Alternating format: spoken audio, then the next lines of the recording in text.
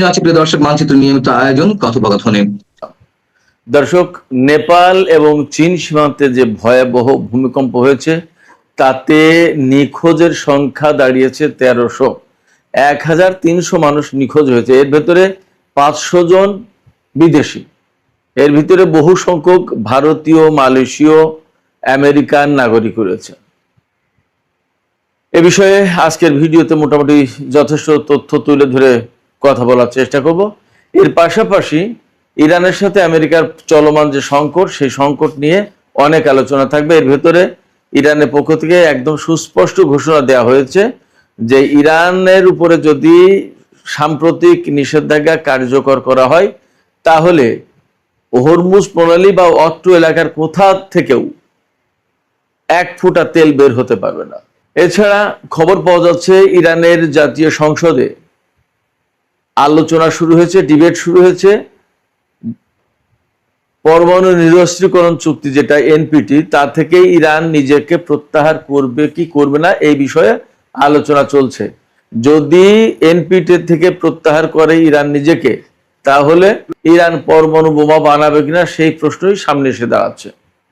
এপাশে ইরানের president Masoud Pezeshkian মুসলিম দেশগুলোর প্রতি আহ্বান জানিয়ে বলেছেন, মুসলিম দেশগুলোর ভেতরেও অর্থনৈতিক সহযোগিতা জোরদার করা উচিত এবং কোনো একটি মুসলিম দেশ থেকে আরেকটি মুসলিম দেশে হামলার জন্য তাদের ভূখণ্ড ব্যবহার করতে দেওয়া উচিত নয়। যখন ইরান এবং আমেরিকার মধ্যে পাকিস্তান নতুন করে আলোচনার জন্য কূটনৈতিক উদ্যোগ নিয়েছে, তখন কাতারের পররাষ্ট্রমন্ত্রী এবং প্রধানমন্ত্রী ইরান সফরে গেছেন। টার্গেটটা হলো আবার কূটনৈতিক প্রচেষ্টা শুরু করা। আগেই আমরা জেনেছি যে কাতার আমেরিকার এই নিষেধাজ্ঞা ইরানের বিরুদ্ধে বাস্তবায়ন করতে রাজি নয়। তো সুপ্রিয় দর্শক, এই বিষয়গুলো নিয়ে মূলত আজকের ভিডিওতে কথা বলবো বিস্তারিত। এর পাশাপাশি আরো কিছু বিষয় থাকবে, যেমন ইরান জাতিসংঘ নিরাপত্তা পরিষদে চিঠি দিয়েছে, ইরান কি চিঠি দিল, কেন দিল এবং সেখানে দাবি কি, এই সমস্ত নানান বিষয় নিয়ে বিস্তারিত আলোচনা করার চেষ্টা করবো। আপনারা শেষ পর্যন্ত সঙ্গে থাকবেন এবং আশা করি ভিডিও ভালো লাগবে। আর ভিডিও যদি ভালো লাগে তাহলে লাইক, কমেন্ট, শেয়ার করবেন এবং চ্যানেলটি সাবস্ক্রাইব করে সাথেই থাকবেন। দর্শক, চলুন আমরা বিস্তারিত আলোচনা করি। প্রথমেই নেপালের বন্যা নিয়ে কথা বলি। বন্যা, ভূমিধস, ভূমিকম্প সবই হয়েছে সেখানে, এবং অ্যাকচুয়ালি সেটা শুধুমাত্র নেপালে না, নেপাল চীন সীমান্তে। এবং আপনারা নিশ্চয়ই এরই মধ্যে বিভিন্ন রকমের ছড়িয়ে পড়া ভিডিওতে দেখেছেন যে কিভাবে ভয়ঙ্কর ভাবে ব্রিজ, কালভার্ট, ঘর বাড়ি সমস্ত সবকিছু ধ্বংস করে নিয়ে চলে গেল। মুহূর্তের ভেতরে বলা যায় যে চোখের পলকে একেবারে সাজানো গোছানো জনপদ ধ্বংস হয়ে গেল। এবং এই বন্যায়, এই ভূমিধসের পর কোথাও কোথাও 1.5 থেকে 2 মিটার স্তর, কাদার স্তর জমে গেছে। এত ভয়ঙ্কর পরিস্থিতি তৈরি হয়েছে। তো কিভাবে এই ঘটনাটা ঘটলো? প্রথমে ঘটনাটা ঘটেছে সেটা হচ্ছে, আমরা সবাই জানি যে হিমালয় পর্বত যেহেতু নেপালে প্রধানত, সেখানে বিরাট হিমবাহ জমেছিল। একটা হিমবাহ বহু বছরের পর বছর, যুগের পর যুগ, হয়তো শতাব্দীর পর শতাব্দী এই হিমবাহ ছিল। কিন্তু সেখানে 4.4 মাত্রার একটা ভূমিকম্প হয়েছে। এই ভূমিকম্পে ওই বরফের যে স্তূপ, জমাট বরফ, হিমবাহ, ওই হিমবাহ ভেঙে গেছে। ভেঙে যাওয়ার পরে ওই হিমবাহ এসে পড়ে একটা নদীতে। সেই নদীতে পড়ার কারণে এই যে বৃষ্টি বাদলা, বন্যা, পাহাড় থেকে নেমে আসা ঢল, এই সমস্ত পানি ওই নদীতে আটকে ছিল। একটা হিমবাহ, বরফের হিমবাহ মানে কোনো সাধারণ ব্যাপার না, মানে একটু ছোটখাটো 2, 4, 5, 10, 7 ব্যাপারটা তা কিন্তু না। একটা নদী আটকে দিয়েছে মানে কি, নদীটা আটকে দিয়েছে এবং বরফ তো, ঠান্ডা তো, সেটা খুব সহজে যে গলে যাচ্ছে ব্যাপারটা তাও না। এই নদী আটকে দেওয়ার কারণে নদীর অপর পাশে পানি জমেছে। পানি জমতে জমতে জমতে জমতে একেবারে এমন একটা পর্যায়ে এমন পরিস্থিতি তৈরি হয়েছে, এই পানি একসময় একদম প্রচন্ড রকমের ছুটে এসে একেবারে জনপদ মুহূর্তের ভিতরে ধ্বংস করে দিয়ে গেল। পাহাড়ের গভীরে বাঁকে বাঁকে উপত্যকা খালের মতো যে সমস্ত জায়গায় সমস্ত সবকিছু একদম ধ্বংস করে দিয়ে গেল। গাড়ি ঘোড়া, মানুষের বসবাসের ঘর বাড়ি, হোটেল, রেস্টুরেন্ট, এরপরে অফিস আদালত, এই যে কিওরং স্থলবন্দর, একেবারে সমস্ত সবকিছু ধ্বংস করে শেষ করে দিয়ে গেছে। এক চোখের সামনে প্রলয়ঙ্কারী ঘটনা, একেবারে হঠাৎ করে। এর ভিতরে বেশিরভাগই পর্যটক, বিরাট একটা অংশ পর্যটক। এই যে 1300 মানুষ নিখোঁজ হয়েছে, 160 জনের বেশি একদম নিশ্চিতভাবে মারা গেছে। 1300-র বেশি নিখোঁজ, তার ভিতরে 500 বিদেশি। এটা কোনো সাধারণ ব্যাপার না। আপনারা চিন্তা করেন যে চোখের পলকে 1300 মানুষ নিখোঁজ, 160 জন নিহত, আরো কত ক্ষয়ক্ষতি হয়েছে। 22 ঘন্টা পর CNN বলছে যে 22 ঘন্টা পরে চীনের উদ্ধারকারী দল ঘটনাস্থলে, সবচেয়ে বেশি এফেক্টেড যে এরিয়া, সেই জায়গায় পৌঁছাতে পেরেছে এবং সেখানে আসলে ল্যান্ড রোডে বা কোনোভাবে যাওয়ার কোনো পরিস্থিতি নেই, হেলিকপ্টারই একমাত্র ব্যবস্থা। কিন্তু হেলিকপ্টার গিয়ে যে নামবে কোথায়, সে নামার মতো কোনো জায়গা তো নেই। সব পাহাড়ের ঢালু, পাহাড়ে তো আর হেলিকপ্টার নামার মতো কোনো জায়গা নেই, আর সে তো উঁচু নিচু, আর যেখানে নামবে সে তো কাদায় ঢাকা, নামবে কোথায়? সে এক ভয়ঙ্কর পরিস্থিতি, যার কারণে উদ্ধার কর্ম সমস্ত সবকিছু মারাত্মকভাবে ক্ষতিগ্রস্ত হয়েছে। যেমন ঠান্ডা, তেমনি বৃষ্টি বাদলা, বন্যা, ভূমিকম্পের পরের পরিস্থিতি, কাদা মাটি, একেবারে জঘন্য অবস্থায়। এই অবস্থায় উদ্ধার তৎপরতা চালানোর কোনো পরিস্থিতি নেই, এরকম একটা সিচুয়েশন। এই যে 500 নিখোঁজ বিদেশি, তারা কারা? তারা হচ্ছে ভারতের 178 জন, আমেরিকার 65 জন, ইউক্রেনের 53 জন, মালয়েশিয়ার 51 জন, অস্ট্রেলিয়ার 35 জন, ব্রিটেনের 33 জন এবং কানাডার 25 জন। এই যে লোক, যারা বিদেশি লোক নিখোঁজ হলো, এই নিখোঁজ ব্যক্তিদের তারা কেন এসেছিল এখানে, কি ব্যাপার? দুটো প্রধান কারণ। একটা হচ্ছে বেড়াতে। আপনারা সবাই জানেন যে নেপালের যে পাহাড়, সেই পাহাড়ে ট্রেকিং করে যায়, উপরে ওঠে, নানান ব্যাপার আছে, এটা একটা ব্যাপার। আর একটা ব্যাপার, বহু সংখ্যক মানুষ কিন্তু এলাকায় এসেছিল, ওইটা বৌদ্ধ ধর্মের একটা পুণ্যভূমি বলা যায়, তিব্বতের কাছেই। সেখানে বৌদ্ধদের অনেক মঠ, অনেক মন্দির, অনেক কিছু আছে। সেখানে এই যে বিদেশি যারা বললাম, তাদের অনেকেই এই বৌদ্ধ মঠে, মন্দিরে এই ধর্মের কাজে এসেছিল। যে কাজেই আসুক, বেড়াতে আসুক, ঘুরতে আসুক, আর ধর্মের কাজে আসুক, যে কাজেই আসুক, একেবারে তাৎক্ষণিকভাবে এত প্রাণ ঝরে গেল এবং 1300 মানুষ নিখোঁজ। এবং যেভাবে কাদা, বন্যা, বৃষ্টি যেভাবে ধেয়ে গেছে, প্রলয়ঙ্কারী অবস্থা সৃষ্টি করেছিল, তাতে 1300 মানুষ নিখোঁজ। এর ভিতরে কয়জন বেঁচে থাকবে সেটা একটা প্রশ্ন। এবং এই যে টোটাল আসলে ক্ষয়ক্ষতির পরিস্থিতিটা কি, এই পরিস্থিতি জানতে আরো বেশ কিছুদিন সময় লাগবে। একেবারে তাৎক্ষণিকভাবে বা 2-1 দিনের ভেতরে এগুলো যে সব ক্লিয়ার করা যাবে মনে হয় না, কারণ সেখানে অনেক সময় লাগবে। দুর্গম অঞ্চল, পাহাড়ি অঞ্চল, প্রচন্ড রকমের কাদামাটি জমে রয়েছে, একেবারে মানে মারাত্মক অবস্থায়। এই কাদামাটির ভেতরে পানির চাপে, পানির তোড়ে কে কোথায় পড়ে আছে, মারা গেছে, কেউ তো জানে না। এর ভিতরে একটা মর্মান্তিক, প্রত্যেকটা মৃত্যুই মর্মান্তিক, একটা মর্মান্তিক ঘটনা নতুন করে সামনে এসেছে। এক চিকিৎসক পরিবার, স্বামী স্ত্রী দুজনেই এই চিকিৎসা কর্মের সাথে জড়িত, ডাক্তার হতে পারে অথবা নার্স হতে পারে, হাসপাতাল রিলেটেড দুজন কর্মী, এবং তাদের একটা সন্তান, ছোট বাচ্চা। এই 3 জন মারা গেছে এক পরিবারের। তারা মারা গেছে বলতে নিখোঁজ, ধরে নেওয়া হচ্ছে যে হয়তো তারা মারা গেছে, দেখা যাক কি হয়, তাদের খোঁজ পাওয়া যাচ্ছে না। এক পরিবারের 3 জন। এরকম বহু কিছু ঘটেছে। এই ক্ষয়ক্ষতির পরিমাণ, মাত্রা এবং কি পরিস্থিতি, টোটাল একটা চিত্র পেতে বেশ কয়েকদিন সময় লাগবে। তো আমরা এই ক্ষতিগ্রস্ত লোকজন, তাদের পরিবার পরিজন, তাদের প্রতি সমবেদনা জানাচ্ছি, শোক জানাচ্ছি, এবং আমরা আশা করব, দোয়া করব মহান রব্বুল আলামিনের কাছে যে এইরকম ঘটনা যেন তিনি আর না দেন। সে মানুষ হিন্দু নাকি বৌদ্ধ, খ্রিস্টান নাকি মুসলমান নাকি ইহুদি নাকি কি, সেটা বড় কথা না। বড় কথা হচ্ছে মানুষ তো মারা গেছে। তারা বেড়াতে এসেছিল, তারা ধর্মের কাজে এসেছিল, তারা ভাবেওনি যে এইরকম একটা পরিস্থিতির মুখোমুখি হতে হবে।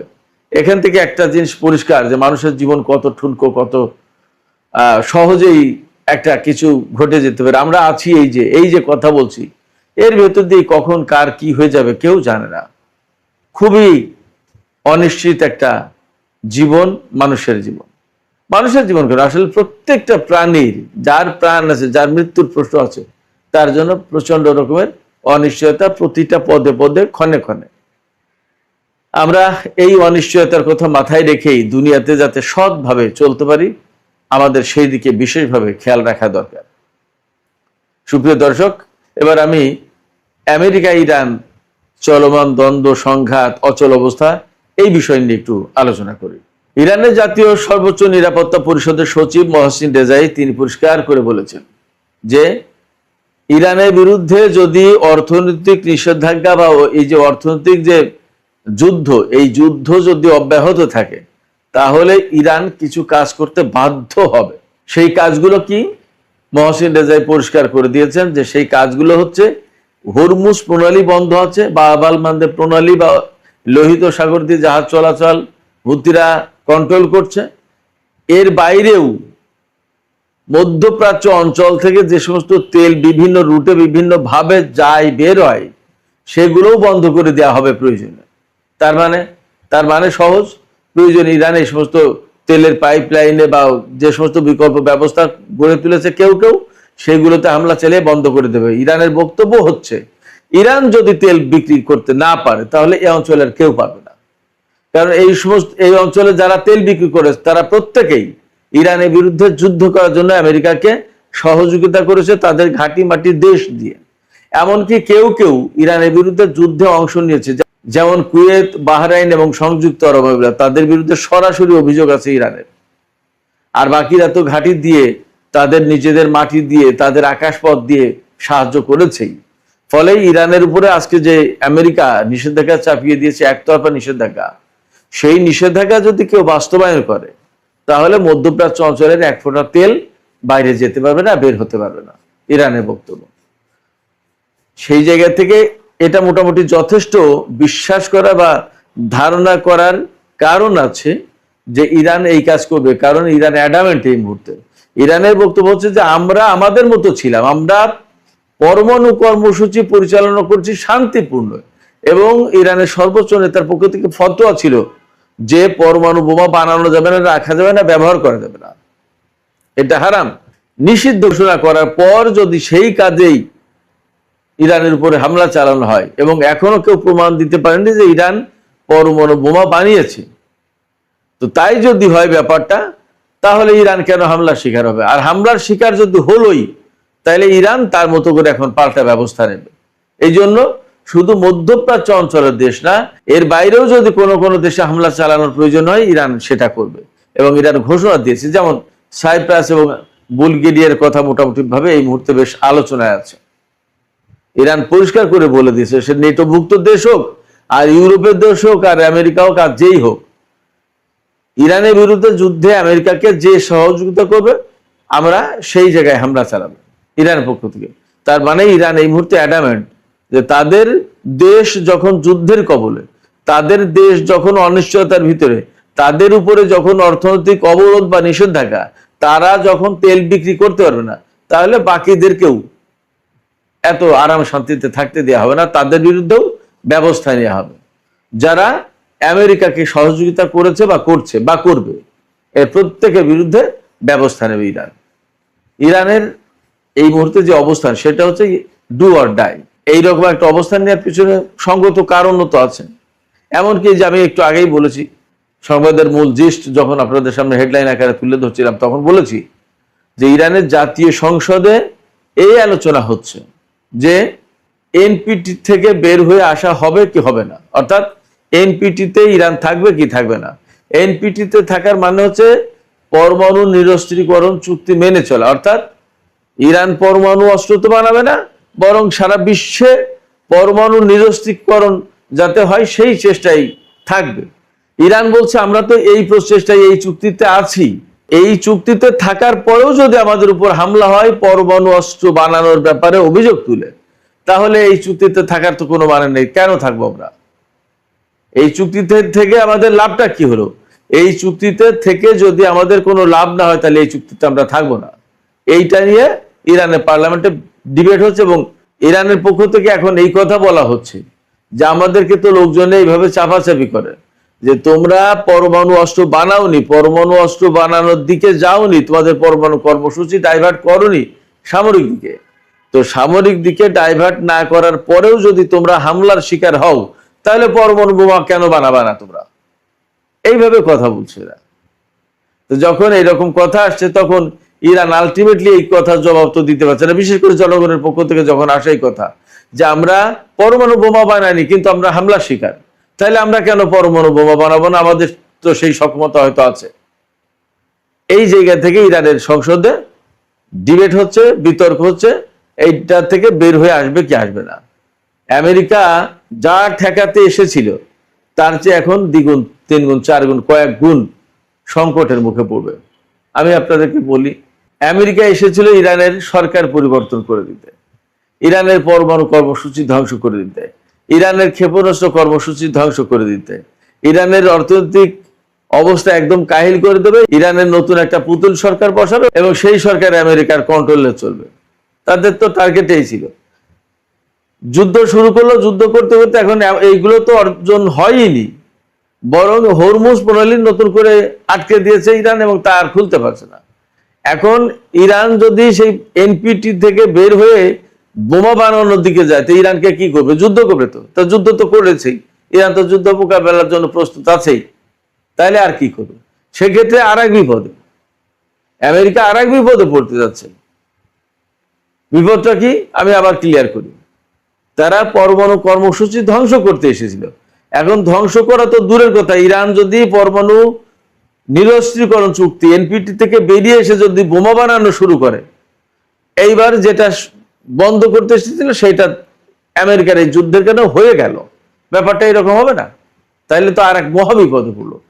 এখন পরমাণু বোমা যদি ইরানের কাছে থাকে তারপরে আমেরিকা কি করবে? ইসরায়েল কি করবে?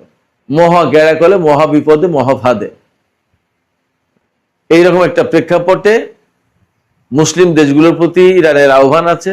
ইরান জাতিসংঘ নিরাপত্তা পরিষদের চিঠি দিয়েছে, সেই চিঠিতে বলেছে আমেরিকা ইরানের বিরুদ্ধে যে সমস্ত নিষেধাজ্ঞা দিয়েছে এইগুলো শুধু রাষ্ট্রীয় সন্ত্রাসবাদ, অর্থনৈতিক সন্ত্রাসবাদ। এই সন্ত্রাসবাদ একটা ফৌজদারি অপরাধ এবং এটা নিশ্চয়ই আন্তর্জাতিক আইনের অধীনে এটা অপরাধ, কারণ এটা জাতিসংঘের আওতায় দেয়নি। আমেরিকা তার পছন্দ হয়নি, তাই আমাদের উপর চাপিয়ে দিয়েছে, আমাদের ব্যাপকভাবে ক্ষতিগ্রস্ত করে দিয়েছে। এখন আমেরিকাকে অবশ্যই ক্ষতিপূরণ দিতে হবে, অর্থাৎ নিষেধাজ্ঞা আরোপের জন্য। যুদ্ধের জন্য ক্ষতিপূরণ সেটা তো ভিন্ন জিনিস। এই যে বছরের পর বছর, যুগের পর যুগ আমেরিকা ইরানের উপর নিষেধাজ্ঞা চাপিয়ে দিয়ে রেখেছে এবং এতে কি পরিমাণে ক্ষয়ক্ষতি হচ্ছে, সেই ক্ষয়ক্ষতি এখন ইরান দাবি করছে জাতিসংঘ নিরাপত্তা পরিষদের মাধ্যমে আমেরিকার কাছে। তার মানে দিন দিন দিন দিন আমেরিকা ইরানের কাছে আইনগতভাবে ধরা পড়ে যাবে, আটকে যাবে। এই পরিস্থিতি তৈরি হচ্ছে। এইরকম একটা অবস্থায় ইরানের প্রেসিডেন্ট মাসুদ পেজেশকিয়ান বলেছেন মুসলিম দেশগুলোর উচিত না এক দেশের মাটি ঘাঁটি আর এক মুসলিম দেশের বিরুদ্ধে ব্যবহার করতে দেয়া। শুধু তাই না, তিনি বলেছেন যে মুসলিম দেশগুলোর উচিত পারস্পরিক অর্থনৈতিক সহযোগিতা করা, অর্থাৎ এই যে নিষেধাজ্ঞা দিয়েছে ইরানের উপর আমেরিকা, আর বাকি আঞ্চলিক মুসলিম দেশগুলো সেই নিষেধাজ্ঞা বাস্তবায়ন করবে। আমেরিকার সাথে তো ইরানের কোনো লেনদেন নেই, লেনদেন আছে এই সমস্ত দেশের সাথে। এই মুসলিম দেশগুলো দিয়ে ইরানকে তারা দমন করবে। এই জায়গায় ইরানের প্রেসিডেন্টের বক্তব্য হচ্ছে আমরা সব প্রতিবেশী দেশ, আমরা মুসলিম ভ্রাতৃপ্রতিম দেশ, আমরা কেন একে অপরের বিরুদ্ধে আমরা আমেরিকার হয়ে যুদ্ধ করব? তিনি এই বক্তব্য দিয়েছেন। এখন মুসলিম দেশগুলোর বোঝা উচিত তারা কি করবে, তাদের সিদ্ধান্ত নেওয়ার দরকার। এদিকে কাতারের পররাষ্ট্রমন্ত্রী এবং প্রধানমন্ত্রী একই ব্যক্তি, তিনি ইরান সফরে গেছেন এবং তিনি ইরান আর আমেরিকার মধ্যে নতুন করে ডিপ্লোম্যাটিক প্রসেস কিভাবে শুরু করা যায় সেই চেষ্টা করবেন। আমার কাছে যেটা মনে হচ্ছে ইরান খুব সহজে আর আমেরিকার সাথে কূটনৈতিক আলাপ আলোচনা সংলাপ মনে হয় যাবে না, আর যদি যায়ও তাহলে কঠিন শর্ত দিয়ে যাবে এবং সেই শর্ত হয়তো আমেরিকা মেনেও নেবে, নিয়ে এই মিড টার্ম ইলেকশন পার হওয়ার পরে আবার ইরানের বিরুদ্ধে সেই নিষেধাজ্ঞা, সেই অর্থনৈতিক অবরোধ বা যা যা ছিল সব আবার পুনর্বহাল করবে, আবার একই অবস্থায় দাঁড়াবে। লাভ হবে ইরানের, এটা ভাবার কোনো কারণ নেই। এই বিষয়গুলো নিশ্চয়ই ইরান বিবেচনা করেই সমস্ত সবকিছু করবে। সুপ্রিয় দর্শক, এখনকার আলোচনা এখানে শেষ করতে চাই। যাবার আগে আপনাদের কাছে আমার মতামত জিজ্ঞাসা, আপনারা কি ভাবছেন? এই যে ইরান বলল, মুসলিম দেশগুলোর প্রতি বিশেষ করে আহ্বান জানালো যে পরস্পরের ভেতরে অর্থনৈতিক সহযোগিতা জোরদার করা উচিত, বরং আমেরিকা নিষেধাজ্ঞা বাস্তবায়ন না করে পারস্পরিক সহযোগিতা জোরদার করা উচিত, এবং এক দেশের মাটি আর একটা মুসলিম দেশের বিরুদ্ধে ব্যবহার করতে দেওয়া উচিত নয়। ইরানের প্রেসিডেন্টের এই আহ্বান বা এই অনুরোধে আপনারা কি মনে করেন যে আঞ্চলিক মুসলিম দেশগুলো সাড়া দেবে? আপনাদের মতামত জানিয়ে কমেন্টে লিখতে পারেন।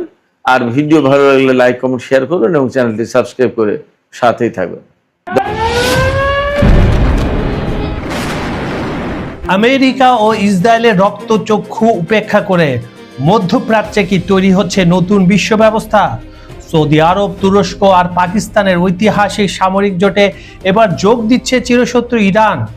ন্যাটোর আদলে গঠিত হতে যাওয়া এই মক্কা প্রতিরক্ষা চুক্তি কি চিরতরে ধ্বংস করে দেবে মধ্যপ্রাচ্যের যুক্তরাষ্ট্রের প্রভাব? বিস্তারিত জানতে শেষ পর্যন্ত দেখুন।